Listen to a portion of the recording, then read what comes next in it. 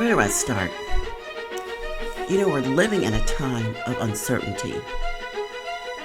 I have another rhetorical question for you. What's going on in the U.S. government? I used to feel really confident with the checks and balances that are part of the Constitution. They're supposed to prevent a hostile takeover or a coup. But it's evident by the current state of affairs that the wheels of checks and balances are moving very slowly, and they seem to be stuck in the bureaucratic red tape. Now, the richest man in the world is not supposed to be taking up residence in the Oval Office as a co-president, as well as dismantling government offices without going through Congress. A white muskrat from South Africa has no right to tell Americans what is important by threatening to end funding for Medicaid, Medicare, Social Security, USAID, and other programs. I guess when you're worth billions of dollars, these programs are worthless. To him anyway. However, his opinion should not be allowed to change our laws and public policies here in America. He has shown his true colors by giving the two Sikh Isles at the GOP convention. And if that wasn't enough, now we have several government officials who are talking about issues related to national security over Signal on their personal cell phones. None of them apologized. They didn't take any responsibility for their actions, and then they lied about the content of the chant and denied that it put the American military in danger. The incompetence in this administration is overwhelming. It's time for the vocal majority, which goes by many other names. They need to stand by, stand up, stand tall, and hold their elected officials to the fire and remind them of their oath of office. So many people believe the lie that Mr. Orange was going to make America great again. But I can tell you that as an aging woman of color, America was never that great for me. It has been getting better since the Civil Rights Movement, I'll admit to that. But for the last 5 years, when the lockdown started and ended, America seems to be chasing her tail. The politicians have made the same promises year after year, but few things have changed.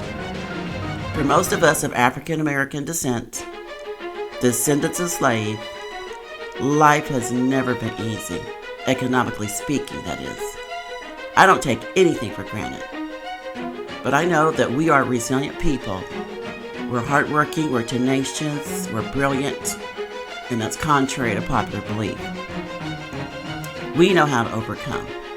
Otherwise, we would not have survived that institution of slavery. Because of our skin color, we were never allowed to assimilate and disappear into the so-called melting pot of America like other ethnic groups, who were known by their ethnicity until the 1970s, when all of them became white. I remember it. So instead of being Italian, Greek, even Latinos, dark-skinned Latinos, everybody was white. So now, so many of these white Americans are panicking because they're being laid off. But for us African Americans, nothing has changed. This is the status quo. Historically and typically, we are the last hired and the first fired. Once and for all, this should prove that DEI does not favor African Americans. I have never had a job because I fit the criteria for a DEI hiring policy. The federal jobs that I applied for were given to veterans, gay white males, and Latinos before I was even considered. Take away DEI, I don't care. It was never a benefit to me and many others who look just like me. What I am concerned about is that history is repeating itself. The good old red, white, and blue is beginning to look like Germany of 1932. Hitler emphasized Christian values and told the people that he was going to make Germany great again. Those were his exact words, and they are well documented. He convinced the majority of the people that the Jews were taking over the country, and he seized their property and bank accounts. He made false promises, and he dismantled the government so that he could become a dictator during their economic depression. America, wake up! Doesn't that sound familiar? Mr. Orange is not the real mastermind. He's just a puppet.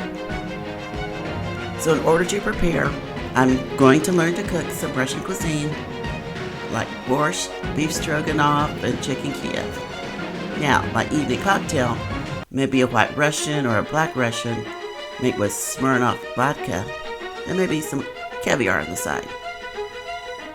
And I'm going to learn to speak the language too. I will be ready, and I will survive. Спасибо за внимание. Увидимся в следующий раз. До свидания.